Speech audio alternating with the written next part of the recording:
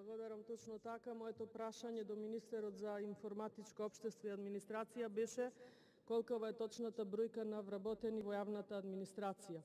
Министерот Шачири, иако беше присутен на првата седница на пратенички прашања за овој владин состав, не беше во салата токму кога јас го поставив прашањето, потоа дојде, но секако не бев удостоена со усмен одговор. Писмениот одговор го добив вчера и од истиот не сум задоволна, затоа што во него се наведени премногу наративни работи, законски регулативи, кои што не ми го даваат конкретниот одговор на моето поставено прашање. Заради македонската јавност само ќе потсетам за следни 3 работи.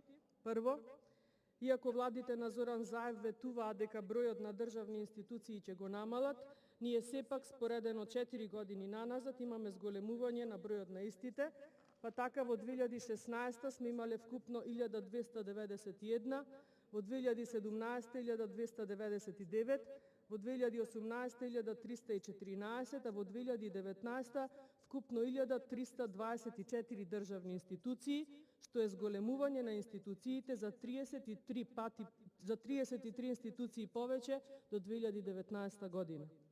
Второ, бројот на вработени со решенија исто така расте, споредено 4 години наназад, а исто така Зоран Заев ветуваше дека ќе се намалува.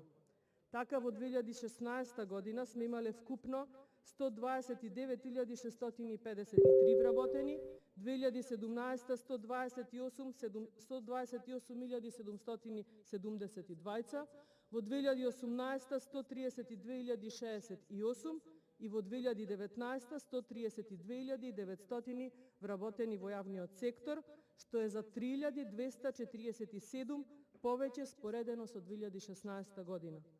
И третата споредба ми е со покачувањето на бројот на вработени во АРМ, МВР и Агенцијата за разузнавање, каде во 2016 имало 19.342 вработени, во 2017 19.418, во 2018 19.904 и 2019 20.149, што е зголемување за вкупно 807 нови вработени лица.